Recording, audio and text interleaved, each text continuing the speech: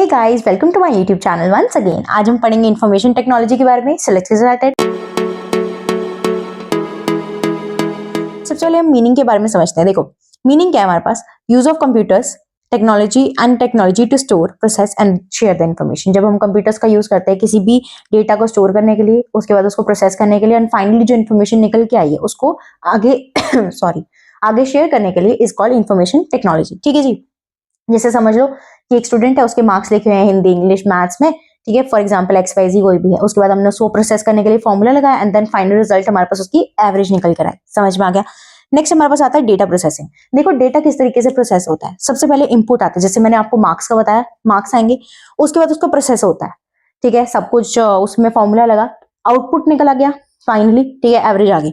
अब उसके बाद उसको हम बोलते हैं इन्फॉर्मेशन। जो आउटपुट है उसको हम बोलते हैं इन्फॉर्मेशन। ठीक है जी। और इन्फॉर्मेशन से हमारे को क्या मिलती है? नॉलेज। समझ में आया? अब हम बात करते हैं कंसेप्ट ऑफ इन्फॉर्मेशन। एक इन्फॉर्मेशन होती क्या है? It is a processed data that is meaningful and useful for understanding and decision making. यानी कि जब डेटा को, इनपुट को प्रोसेस कर दिया जाता है, इज कॉल्ड इन्फॉर्मेशन। ठीक है जी। जिसका एक पर्टिकुलर मीनिंग होता है और यूजफुल होती है अंडरस्टैंडिंग में, और बेसिकली यूजफुल होती है हमारे को समझने में और डिसीजन मेकिंग में। हम कभी भी रॉ डेटा से जो है डिसीजन मेकिंग अच्छे से नहीं कर सकते। हमारे को उसको प्रोसेस करके उससे इंफॉर्मेशन गेन करनी ही पड़ेगी। ठीक है।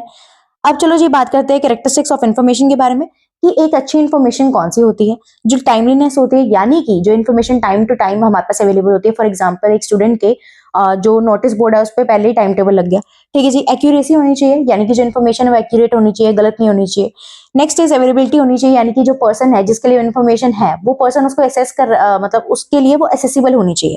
ठीक है जी। रेलेवेंस, यानी कि जिस पर्सन के लिए या जिस ऑर्गेनाइजेशन के लिए जो इन्फॉर्मेशन गेन करी गई है उसका रेलेवेंस होनी चाहिए, इंपॉर्टेंस होनी चाहिए। यानी कि फॉर एग्जांपल, एक अगर मैं बात करूं, एक फार्मर स्टूडेंट के डेटा के बारे में क्या करेगा? उसको तो वेदर रिपोर्ट चाहिए होगी।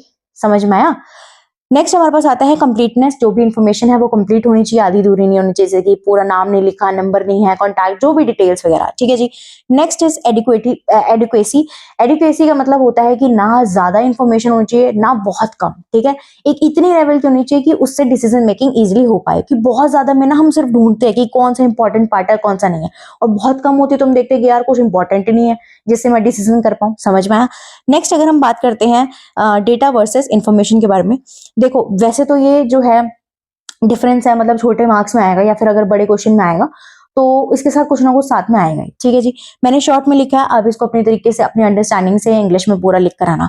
डेटा जो होता है रॉ फॉर्म में होता है, इंफॉर्मेशन प्रोसेस फॉर्म में होती है। ठीक है जी। डेटा को कोई सिग्निफिकेंस नहीं होता, कुछ नंबर है जैसे 4, 8, 6, 7 क्या। ठीक है, जैसे ही उसकी एवरेज हो गई स्टूडेंट के मार्क्स की, वो इन्फॉर्मेशन गेन करेगा, यानी कि उसकी सिग्निफिकेंस बन जाएगी। ठीक है। No help in decision making, ये डिसीजन मेकिंग में हेल्प नहीं करता, कि डिसीजन मेकिंग में हेल्प करता है। इनपुट डेटा, जो इनपुट है बेसिकली हम उसको डेटा कहते हैं, और जो आउटपुट है हम उसको इन्फॉर्मेशन से जानते हैं। ठीक है। डिफिकल्ट टू अंडरस्टैंड, इसको अंडरस्टैंड करना डिफिकल्ट है क्योंकि इससे ना डिसीजन मेकिंग हो सकती है ना इसकी प्रॉपर अंडरस्टैंडिंग है। यहाँ पे इसको समझना ईजी है। आई होप आपको ये चीज समझ में आया होगा। कोई भी प्रॉब्लम हो तो comment me down and like share and subscribe my channel. जय श्री राम।